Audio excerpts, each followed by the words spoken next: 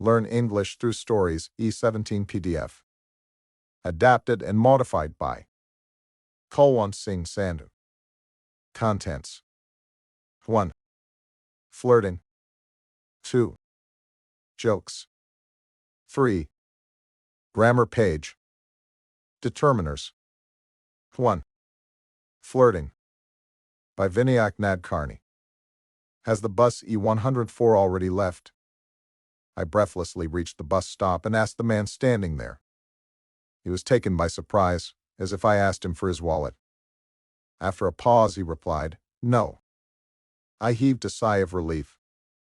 As I returned to my normal breathing speed, I asked again, "I see your tag. Do you also work for Reuters Software Solutions?" He replied, "Yes, I do." His voice was strong yet polite. Dressed in neat formal clothes, he was clean-shaven and looked like a well-cultured man. I quickly glanced at his fingers. No rings.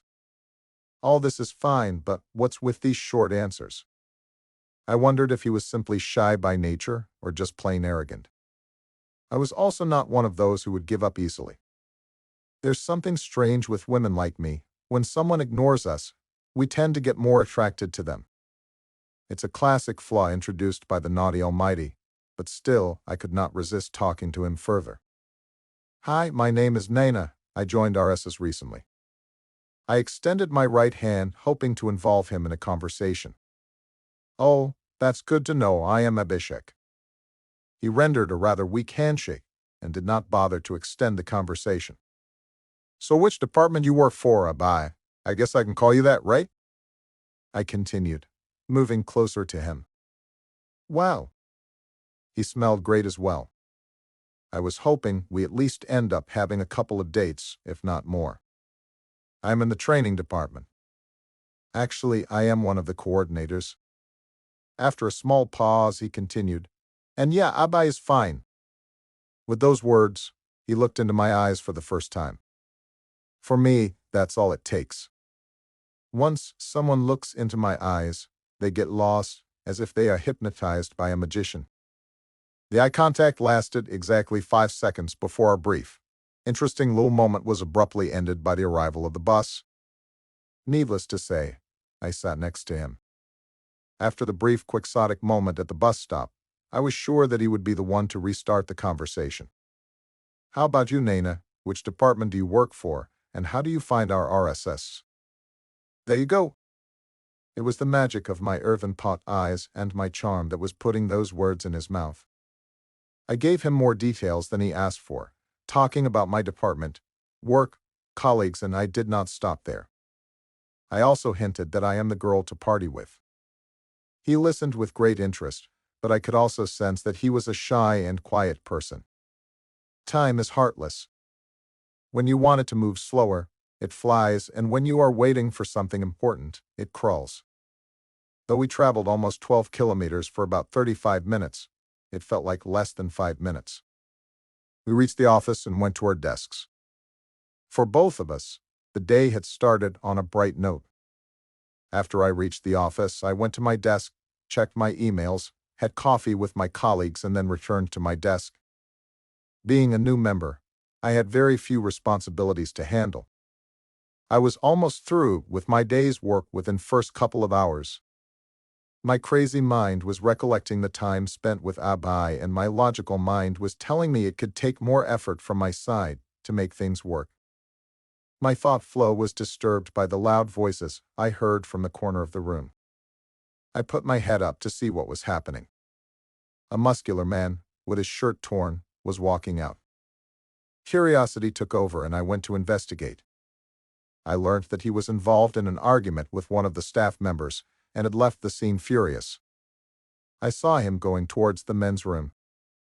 I casually walked in that direction and he came out. He looked very confused, as if he didn't know where he wanted to go. Being a responsible employee, I stepped in. "Excuse me, sir, may I help you?" I asked him. I don't know. I am not sure why I am here. Is there any artists' association or something like that?" he asked. I was right. He was confused, but even more than I thought. There was no mention of the events that had transpired minutes earlier. I chose to carry on with the momentum. Yes, but not in this office. It's just a couple of blocks away. I can help you with that. Oh, that's so sweet of you. I am Rohan, a columnist for one of the monthly magazines called The Impression. He introduced himself by extending his left hand.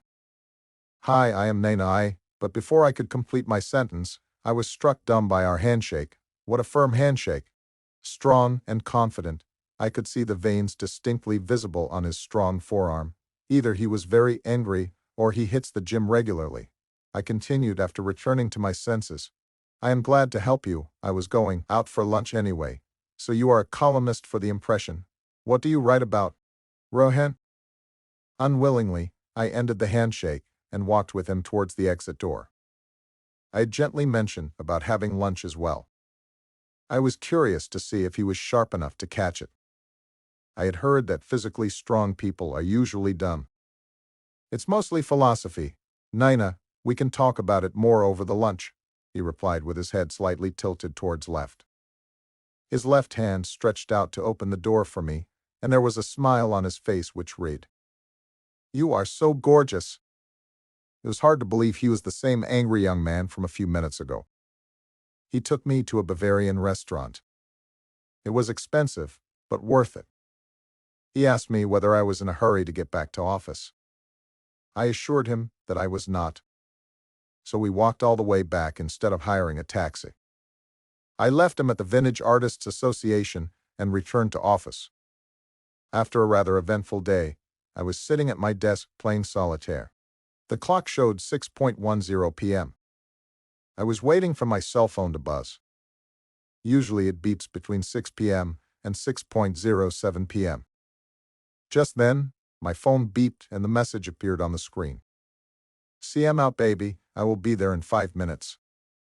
Involuntarily, a smile appeared on my face, and I gave a blow kiss in reply. Within 5 minutes, the white Volkswagen arrived. I stepped in and kissed Goddam on his forehead. "So how was your day, sweetheart?"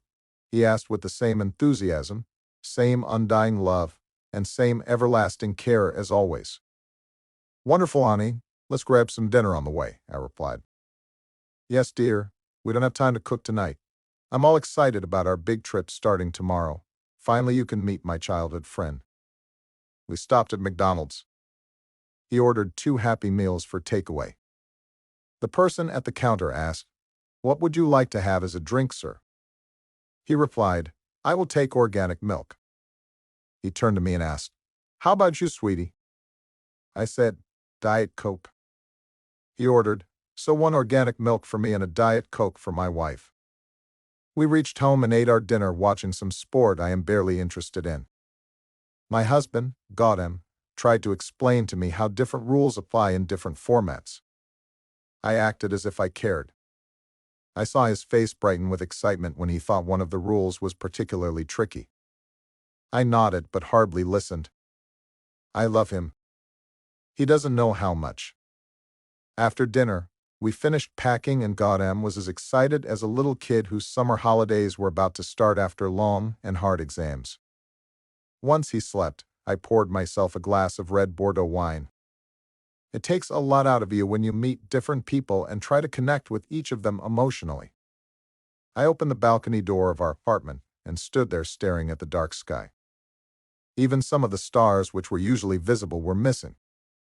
It was completely dark. I took a couple of large sips and revisited my day in my mind. So it was a day of 3 persons. Usually it would be 2, but today was 3. I took one more sip and sat on the chair with my legs up on the table. A cold breeze had picked up. Unknowingly, my eyes got moist. I gulped my sorrow along with my wine. Abai, Rohan, Gautam. I am living a fake life, but I chose it. Dr. Reddy's words crossed my mind as I closed my eyes and took a deep breath. You have to make a choice. Naina, you can leave Gautam here, and we will take care of him like any other patient, or you can take him with you. It sounded insensitive, but doctors can't be diplomatic. He is the only one for me. I love him. I want to take him, doctor. The doctor explained, I understand the emotions behind those words. Nana. But it's very complicated. We have observed him over a month now, and clearly he has shown us two distinct personalities. Some days even three. The accident has made him develop an MPD. Though it was an accident, Gautam thinks he is responsible for the death of his childhood friend Abhishek. Every morning he wakes up thinking he is Abhishek. In some of the situations where he is put under stress, there is another angry personality, Rahan, as we discussed earlier. I have no idea where this personality has come from. The most important thing is that Gautam's memory is limited only to the day before the accident. Yes, doctor, but multiple personality disorders have been successfully handled by treating every personality with equal respect and attention. Proper love and care make things work, I argued with hope. The doctor replied agitatedly, yeah, but you don't know what you are signing up for. Naina, there can be more personalities than we have seen so far. Rohan can be more dangerous and destructive. It demands round-the-clock attention, and more than that, you are putting people around him in trouble as well, Naina. You are flirting dangerously with life. I understand, doctor, but what's life without an impossible challenge? I can do it. I will get the chance to meet two different persons every day. I will make sure he will get the attention that he needs, I said. Naina, the doctor warned, you have to keep him engaged in every personality, and you have to care for him, make life interesting for him in each of them. Doctor, I love Gautam. I love him in every form. I love the challenge of making him fall in love every day, or rather twice a day. I knew it was not for a day or a month. It could take years, or worse, it might never end. Before taking Gautam with me from the hospital, I had to do a lot of preparation. I spoke to those in RSS to carry out this drama daily. I checked with the Vintage Artists Association about occasional visits whenever Rohan comes up. More than that, I had prepared my mind to act, to involve, to love. The cold breeze had now become even colder, and they broke my chain of thoughts and brought me back to the present. The tears had soaked my cheeks and the wineglass was empty. I went inside, washed my face, and went to bed. I had to get ready again to meet Abhishek the following morning.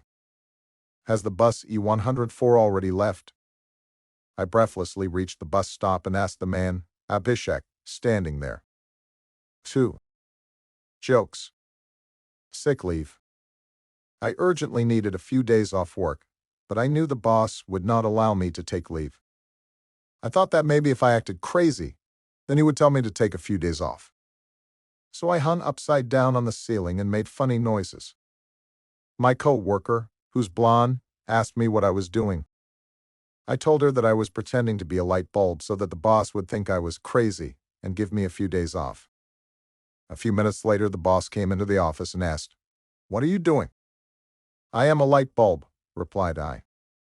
He said, "You are clearly stressed out. Go home and recuperate for a couple of days." I jumped down and walked out of the office. When my co-worker, the blonde, followed me, the boss asked her, "Where do you think you're going?" She said, "I'm going home too. I can't work in the dark." Crazy not equal to stupid. One truck driver was doing his usual delivery to IMH, Institute of Mental Health. He discovered a flat tire when he was about to go home. He jacked up the truck and took the flat tire down. When he was about to fix the spare tire, he accidentally dropped all the bolts into the drain. As he can't fish the bolts out, he started to panic. One patient happened to walk past and asked the driver what happened. The driver thought to himself, since there's nothing much he can do. He told the patient the whole incident. The patient laughed at him and said, "Can't even fix such a simple problem. No wonder you are destined to be a truck driver. Here's what you can do. Take one bolt each from the other 3 tires and fix it onto this tire. Then drive to the nearest workshop and replace the missing ones, easy as that." The driver was very impressed and asked, "You're so smart, but why are you here at the IMH?" Patient replied, "Hello, I stay here because I'm crazy, not stupid." 3. Grammar page.